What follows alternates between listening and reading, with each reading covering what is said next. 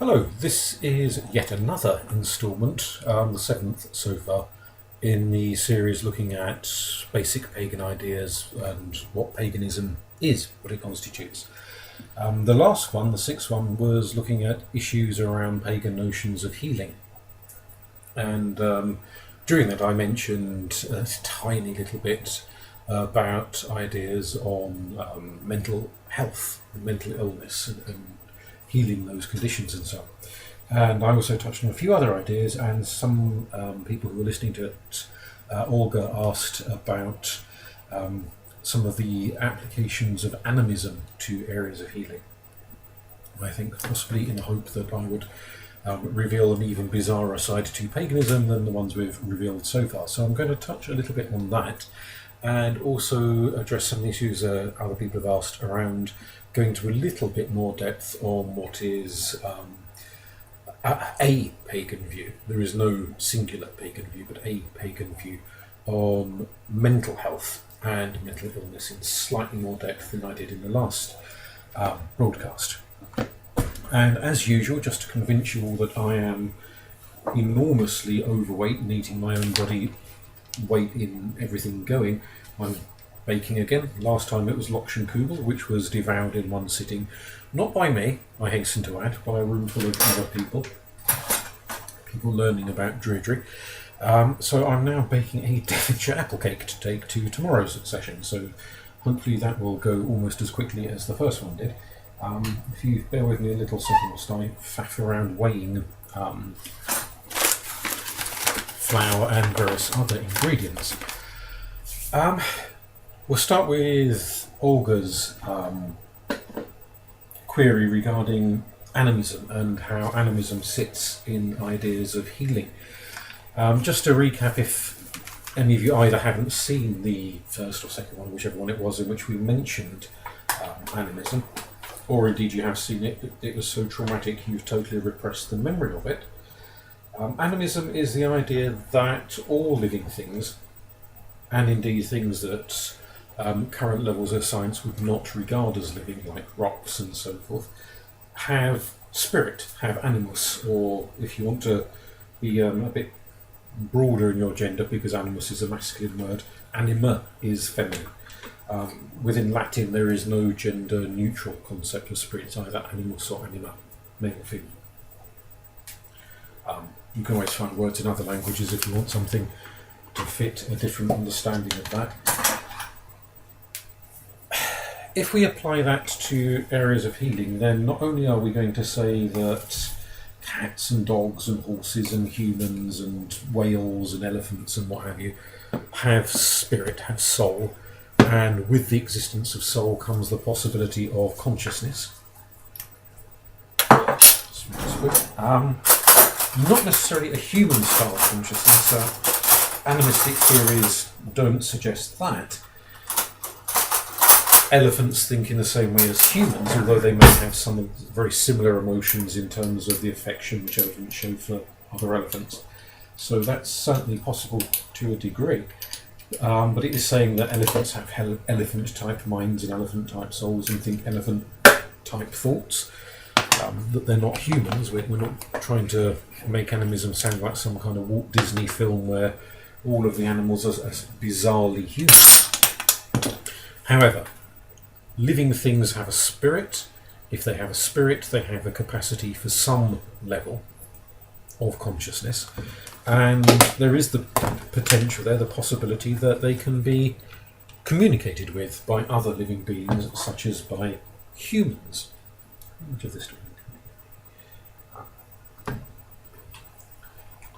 If we transfer that to issues of healing, then, as we know these days, there are germs and viruses and bacteria and what have you, which cause illness. Sometimes they can be benevolent, but go astray due to poor diet or various other factors. So something that has previously been good for you can become bad for you, and some things are just pretty much bad for you, whatever, and will destroy the body. If we can allow that much larger life forms, like humans and elephants and cats and dogs, can have consciousness, do we also allow within animism that a virus or a bacteria can have consciousness? The answer to that is potentially yes. Which is not to say that every single individual microscopic organism has its own mental state, but that possibly we could be looking at something like a collective consciousness, such as that which people argue may exist with bees and with ants, a hive mind, something in that vein. So no one is seriously suggesting that a bacteria thinks in even remotely the manner that would be familiar to a human being, but that nonetheless they may have some kind of consciousness and some capacity, therefore, to be negotiated with. Which is where it gets very trippy. Was hoping. As a healer, you would have a healer coming at it from a pagan's perspective. Whether you're a trained doctor or a nurse or a psychiatrist, dentist, whatever, and you are using very conventional forms of medicine, or whether you are some variation of complementary therapist of some sort or another, or indeed you're engaging in some healing prayers for somebody or something in that vein, you would need, if you come at it from an animist perspective, to take into consideration the possibility that the bacteria, the virus, the germs, whatever it may be in that particular illness, could be communicated with. And further than that, if you're coming at it from that style of approach, all living things have a right to live, to engage in their fundamental needs, to consume, to replicate, to excrete, to do all the things that living beings need to do. A lion has as much right to live as an antelope, and whilst we might be sitting there watching some David Attenborough film and getting all a bit dewy-eyed when lions start chasing after antelopes, the lion has as much right to eat as the antelope has to eat. And we don't get too dewy-eyed when the antelope is chewing up a bit of grass. Therefore, should we get too kind of sentimental about the lion chewing up the antelope? Clearly, not only does the lion have a right to live, but the antelope has a right to also try and live and, be given an opportunity to leg it if at all possible. But all creatures have a right to live. Do bacteria, coming back to the plot, do bacteria, viruses, germs and so forth, have a right to live? They are living entities. They replicate themselves. They consume energy. They engage in similar sorts of life processes to much larger beings. From a pagan point of view, it's difficult to say no. As much as you don't want your loved one or even yourself to succumb to some horrible virus that's going to cause agony and make them dreadfully ill and maybe even kill them, to say that that virus has no right to life at all is a difficult one. But equally, just as the antelope has the right to try and get away from the lion that's eating it, so the patient has a right to try and get away from the bacteria, the virus, whatever it may be, that is consuming them. But that doesn't mean, to use if you're a medical researcher, is it right to try and eradicate from existence a particular virus so that no one ever gets infected? And that's a really difficult one, because for that virus to go on living, or that bacteria to go on living, someone somewhere is probably going to have to be infected by it. And so it's understandable that if you have the scientific know-how to eliminate a particular bacteria from existence and save countless humans, or even if let's say it's a virus that only affects dogs or only affects cats, you might, as a dog lover or cat lover, want to research a way of getting rid of those sorts of viruses as well, and germs, bacteria, and what have you.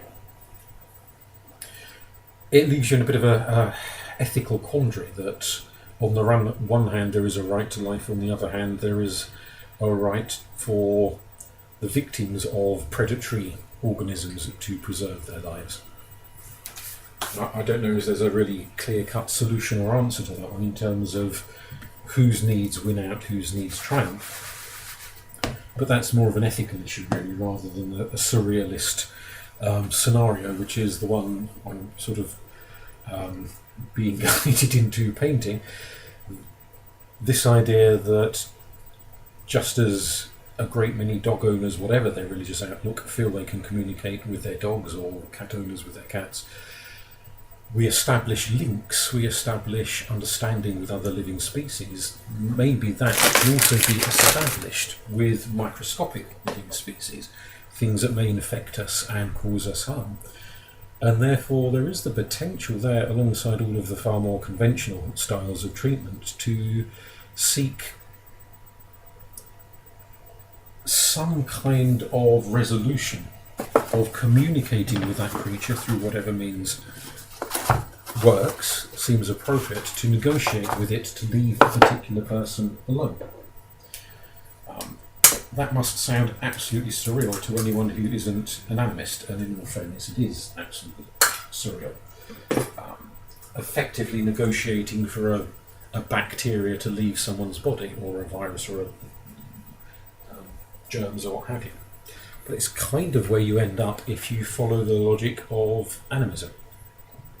This is what it's leading you to engage in, to recognise other living beings as having needs, as having requirements, as having urges that have to be resolved in some way. And that it cannot be automatically assumed that human needs triumph over every other need. And that perhaps is maybe where it gets a little bit more manageable as a concept, because I do appreciate that talking about negotiating with viruses must seem quite barking mad to a lot of people. But we can perhaps understand that all life needs an element of respect, and whilst our loyalty as humans is predominantly towards other humans, we also have to recognise that in the greater scheme of things, from the perspective of the gods, we are but one species amongst billions upon billions upon billions of species, and that's just on this planet. That's without even beginning to think as to what living things there might be out there on other planets. And yes, I personally believe there are living things out there on other planets. To me, it would seem bizarre to suggest that with all of the millions and millions of planets we know exist in the universe, ours could be the only one to exist. And that's not a pagan belief or central to any kind of pagan teaching. That's just my view. But it's one that a lot of pagans share. So at a cosmic level, there's not only all of the life on Earth, there's all of the life on other planets too. Why should humanity take precedence over every other single thing in the eyes of the gods? It may take precedence in our eyes when we're responding to the needs of our friends and families and loved ones, but in the grander scheme of things, we are but one species, which I suppose is what I'm kind of rambling around at.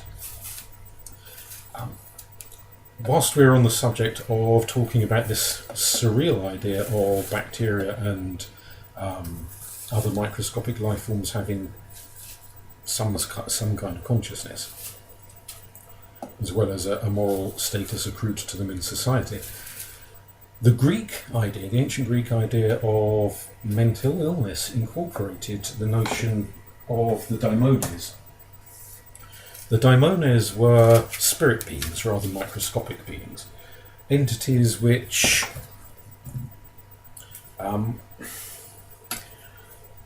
fed off particular emotions. So there are entities like this associated with sexual desire, with hope, with fear, with familial attachment, with greed, with generosity. All sorts of emotions, both positive, uplifting ones and dark, destructive ones. The Greek notion was that these daimones sort of float around, as it were, and latch on to living beings, flesh and blood beings, humans and other animals, where they see their own emotion flickering. So the phobos, the daimones of fear, is drawn towards fear like a shark to blood in the water. Eros, who is desire, is drawn towards desire when it's exhibited. And so on. And in being drawn towards these emotions and feelings, the daimones magnifies the emotion and the feeling within that creature. So you start off feeling a relatively small amount of fear and get possessed by Phobos and end up a gibbering, screaming wreck for the duration that Phobos is floating around possessing you. The Greeks acknowledged that these sorts of states didn't go on forever and ever and ever. They were, the spirit came, it possessed the individual, and then it left them. It could be a matter of minutes, it could be a matter of hours. In some cases it could go on for days or weeks, possibly longer. Even the joyful ones, the happy, positive daimones, to be possessed by the spirit of love, or the spirit of imagination, or the spirit of optimism and hope non-stop for a prolonged period of time, would get exhausting. And certainly a lot of the language that psychiatrists and psychologists use in the field of mental illness, talking about manias, for example, stems from these very Greek ideas. These days, obviously, it's no longer thought of, at least by psychiatrists and psychologists, as possession by spirits. But that's where the notion stemmed from in ancient Greece, that these were actual entities, rather magical entities, not quite gods, but not an awful distance removed from gods. They were powerful, transcendent forces that could overwhelm. The difference between the daimones and the gods is a little hard to establish at times, but primarily it's the sense that the gods are very, very complex beings with lots of aspects to them, whilst the daimones are one-trick ponies, they're one-note beings. So, sticking with the Greek model, if you look at a deity like Apollo, he is an embodiment of the sun and of light, but also of poetry, and governs archery, and both spreads diseases but also cures them. Is a god of beauty and music and all sorts of different things. So he's not one single dominant feature, whereas the daimones are pretty much one thing, really. And in that sense, they're not, even the dark ones are not evil as such. The notion of a demon in the Christian sense, of a force of monstrousness, the word originates from the same source, but that's a Christian view of the pagan concept. They weren't meant to be understood as these sorts of slavering, soul-devouring monstrosities by the ancient Greeks. That's a later idea that came about within Christianity and is hotly promoted by horror movies and what have you.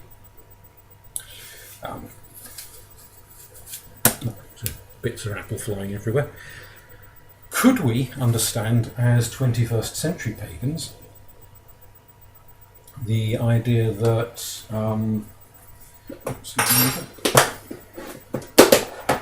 mental illnesses, I'm not suggesting all mental illnesses, but some mental illnesses are possibly caused by something akin to possession by a manes, by a daimones. It's something to think about. The psychologist Rollo May, like Freud and many other people, was heavily inspired by Greek mythology, and he incorporated this idea of the daimones, suggesting that the collective unconscious, he was very influenced by Jung and the other transpersonal psychologists, to suggest that there was mileage in this, that it could be understood that in the collective unconscious there were these huge, powerful, emotive forces, just like the daimones that the ancient Greeks described. He didn't see them as spirits in the way that the ancient Greeks did. He saw them more as kind of archetypal presences that would transform the human being that they came into contact with.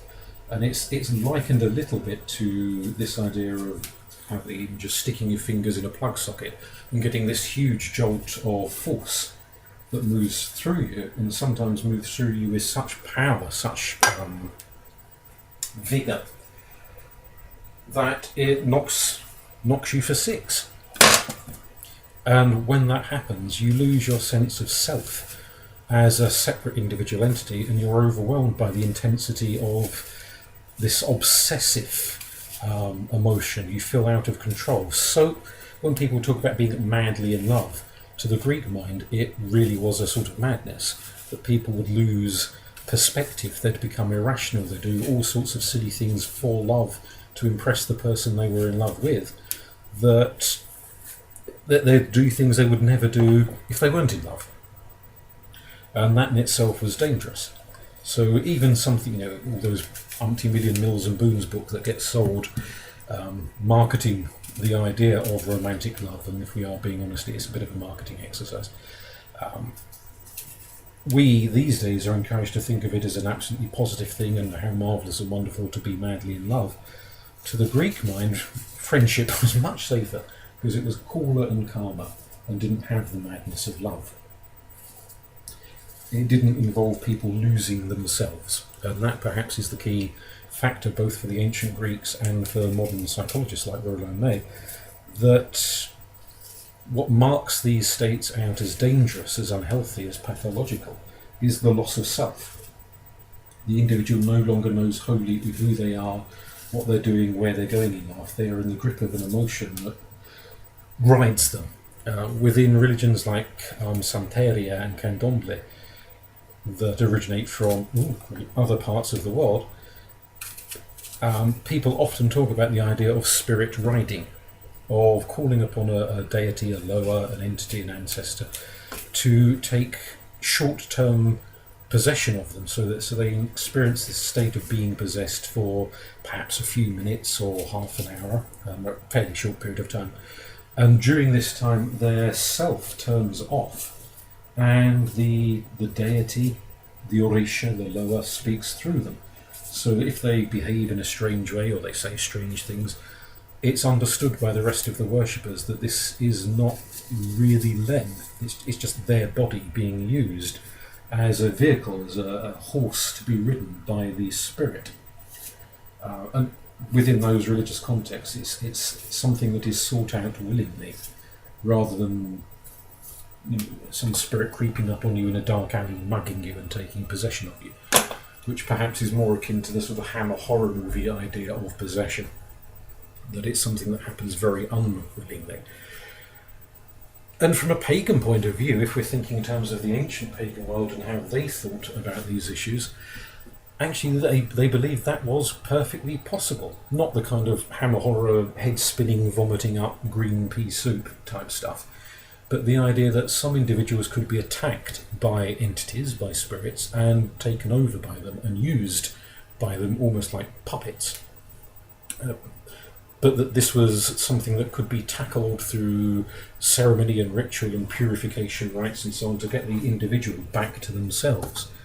I think I've got far too much apple here, never mind. There we go.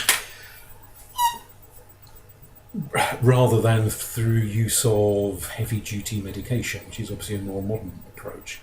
The Greeks did believe things like diet, changes in diet and exercise regimes and things like that could also help improve the health of the body, improve the health of the mind, which is a very modern sort of approach, really. It's the kind of thing lots and lots of doctors still say to this very day. Now, I'm not suggesting for 1 minute, especially if anybody listening to this broadcast has a history of mental illness, that you should start thinking of your problems as the result of spirit possession, because that's quite likely to get you sectioned more quickly than anything. But for pagans thinking about their ethic of mental health, what we understand by ill health and by good mental health, because again, what we were saying last time, you've got to have both states, or an understanding of both states.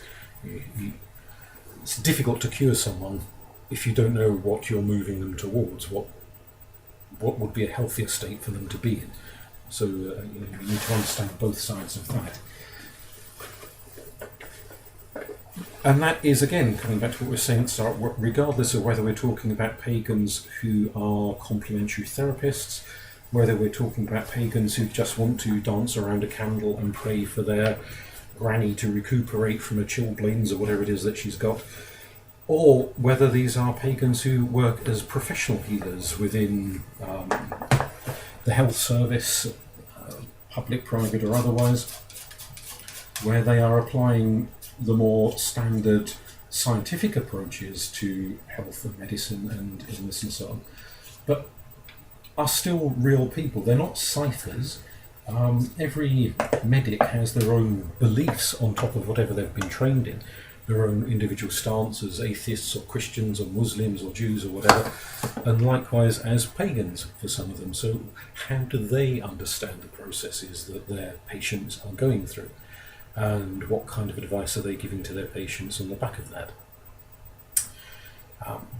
Something to think about, and it is bizarre and it is radical because we're looking at ideas that were very ancient and considered acceptable in the ancient world, but have become considered ludicrous and bizarre by many, many people in more recent times.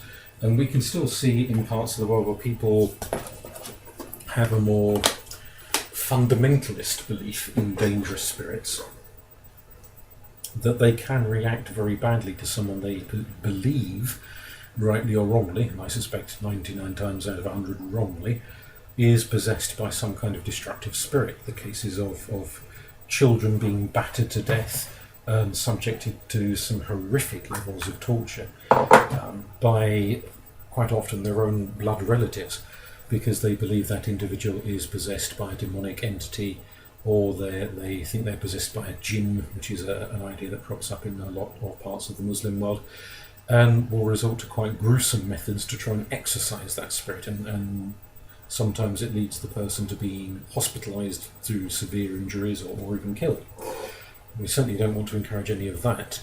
So the ancient Greeks did not resort to those levels of brutality. They tried prayer, fasting, ritual, purification ceremonies, rather than battering 7 shades out of the person they thought had a spirit possession problem.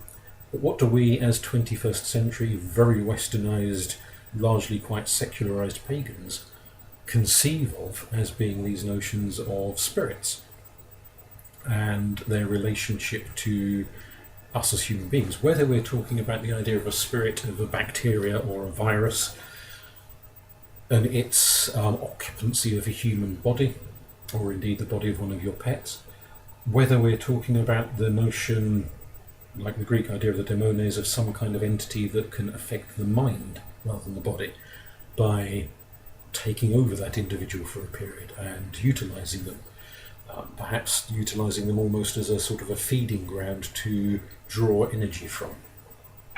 Do we think it's all purely poetic symbolism? Do we think it is a plausible reality? Do we think it's a load of antiquated old nonsense and the world is so much better now that we medicate people instead? How do we, as pagans, think about these theories and ideas? I'm not offering you any answers, because I never do, because I'm awkward. That's what happens when you work in lecturing. You get used to posing questions rather than giving answers. But it's something, if you are a pagan and you're listening to this, something for you to think about how you perceive these issues, where you sit on these sorts of matters.